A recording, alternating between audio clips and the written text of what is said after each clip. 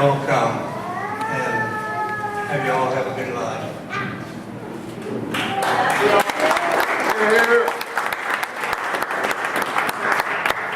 Thank you for your patience, and I think now we have a slideshow.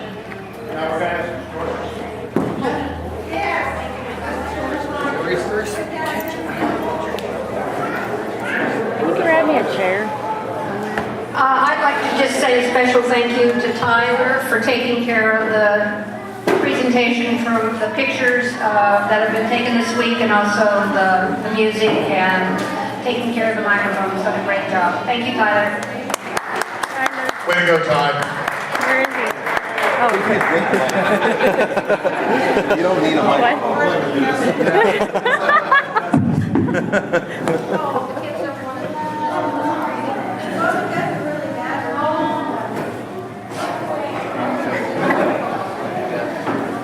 Okay, we're going to have a tribute to Grandma Harshaw, and Rich has spent quite a bit of time putting this together.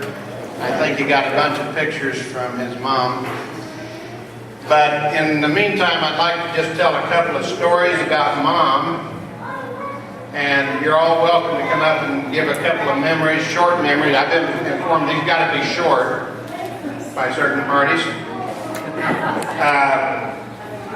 One time, Mom was on the going up on the airlines or airport, and she was going through security, and she always used to carry a paring knife to peel fruit. That was her deal. She always did that.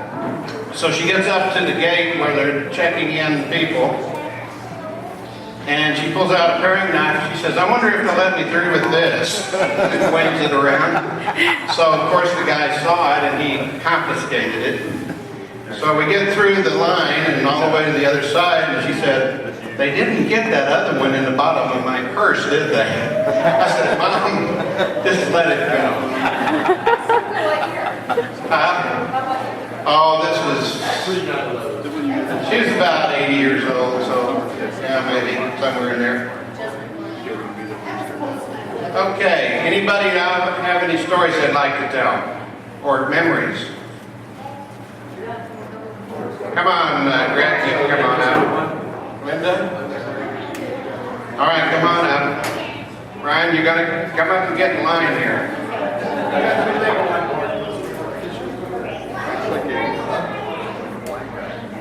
Grandpa stories too? Don't be shy. I mean, there's lots of good stories about Mom, as we all know. I remember we were all traveling. Now, we don't advise this.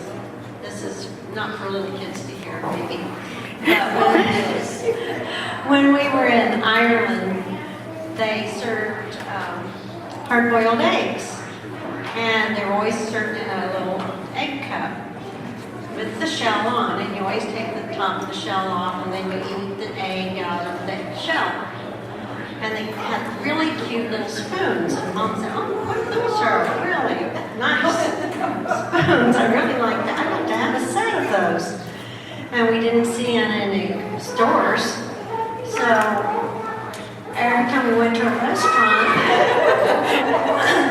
she had, by the time she came home, she had a set. Let's put it that way. Yeah. Well, I don't know what happened to that set, but I do know she had a set of eggs, spoons, and that was kind of typical of her. She loved flatware, she loved silverware, she loved dishes, and so she was always thinking about collecting those things. And one of my other very favorite memories of Mom was when Kathy and Curtis and I would come home from grade school, and she had a fascination for fresh baked cakes and stuff. And it wasn't fancy at all. It was out of the Heinz box. She would always have a hot chocolate cake in a 9x13 pan baked for us, and we didn't even bother to frost it. When we got off the bus, there it was, right out of the oven. And most people don't do this, but we'd have a tub of butter, and we just put butter on top of it and eat it. And that was one of our very, I don't know if Chris remembers it. Kathy, you remember that? And other thing about chocolate, about her, is we had gas stoves where you have the burner, or the flame underneath, what do you call that? Pilot light. And it'd be warm on top of the stove. And you get a packet of candy kisses, pulled back. And that was one of her favorite things. And she would put them on top of that flame, on the pilot light for just a few minutes. Let them get really nice and gooey warm. And then we'd open them up and scrape out the hot chocolate. It was so good. She loved her chocolate. Anybody else have a memory that they'd like to share? Come on, there's lots of it. Come on up, guys. Don't be shy. Please, do you want to pass it? Oh. Sarah's going to. Just say, I love my grandma.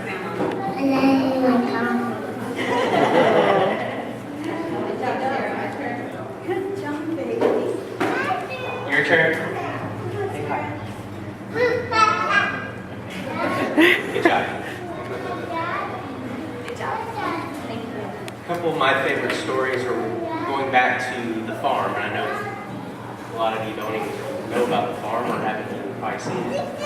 But the earlier cousins, or the older cousins, we used to get together for the summers from time to time, summer vacations, and there were times when we were able to catch up with each other at that point in time. And I guess one of my favorite stories is when Doug was fishing with me in a pond behind the house and barn. And those ponds are never really fished, really, for, I guess, cows to get water. Can you hear Grandpa?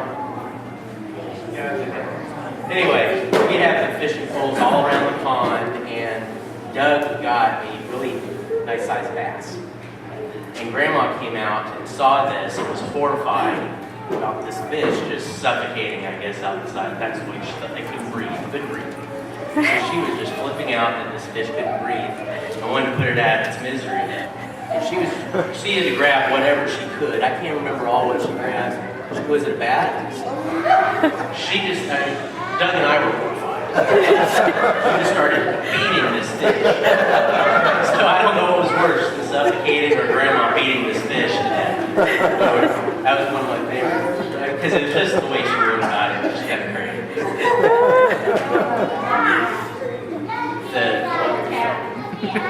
Yeah. I don't remember that. I don't know what you're talking about. Come on this side, Kathy. Give her, yeah. I'm not quite sure why these boys don't remember it, but they were both back at Grandma's. Doug and Mark were back at Grandma's, and they were playing, and they got to fighting, and they had this cat, and one of them had the cat by the tail, and the other one had the cat by the head.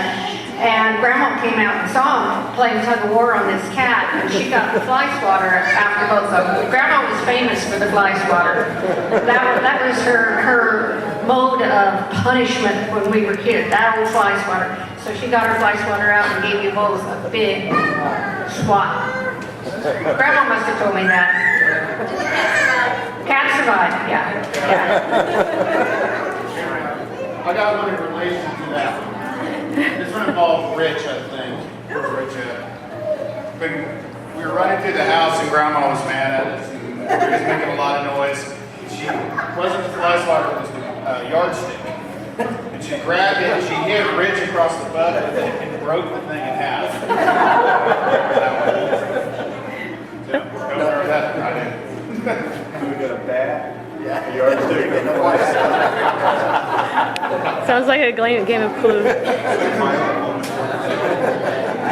Any of you who knew Grandma Harshaw, she was deathly afraid of tornadoes.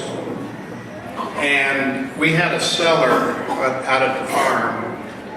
And I slept more nights, and I think all of us kids did, Linda and Kathy and I, slept more nights in the cellar than we did in our own beds. Now, that's probably exaggeration, but we did spend a few nights in the cellar, didn't we? Anytime it got really stormy. But we never did get hit by a tornado, thank goodness.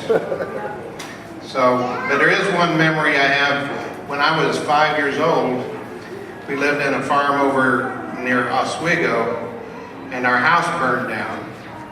And it was in the middle of the afternoon, and we stood out there and watched the whole thing. The house burned completely to the ground, and they got all of our furniture out.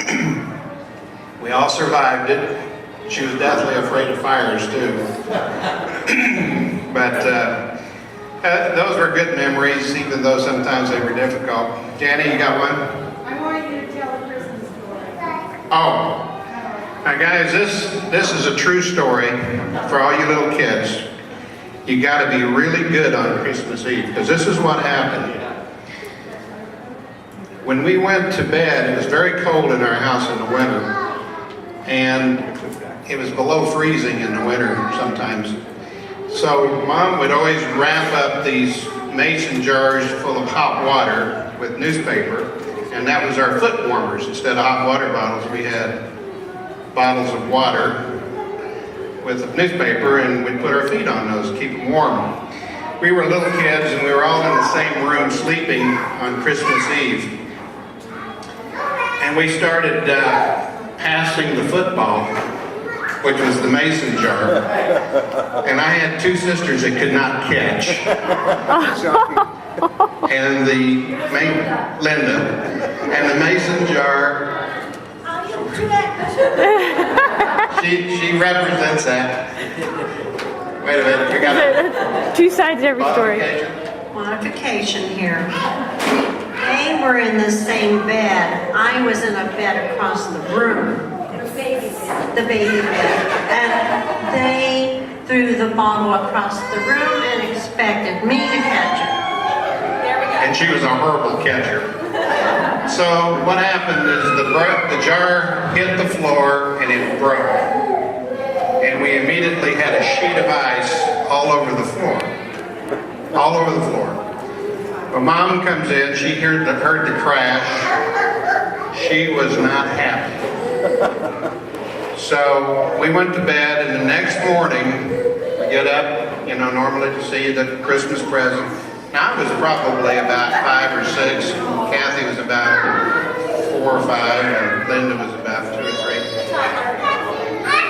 Anyway, Santa Claus did not come that morning because we had been bad, and we were really disappointed, weren't we? Devastated. So we got an opportunity to go down and cut wood.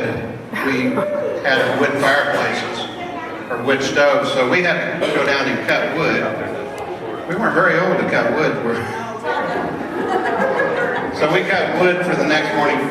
But when we got back, Santa Claus had made a revisit and appeared with toys. So Christmas didn't get completely passed by. But that was an interesting story that we've told many, many times at many, many get-togethers. Now, I'm going to tell that one. You wanted me to tell about Linda getting hanged, but I'm not. Sorry, Jennifer's got one. I have a memory My arm's of cramping her up. memory, because it's actually not my memory, Big but burn, right, it was last summer, I guess, that we came out to see Grandma and Grandpa, and Grandma was not doing very well, but she was laying on the couch and wanted to be out of her bed and visiting with the family. And so each of us kind of took the time to come and sit up next to her and talk with her, and I just sat with her and was going through some things, and we started talking about animals. Somehow we got, do you remember Babe? And she really couldn't remember Babe. And said, do you remember Myrtle? And she couldn't quite remember Myrtle. Said, do you remember Shotzi, which was the dog out on the farm? She couldn't remember Shotzi, and I thought, okay,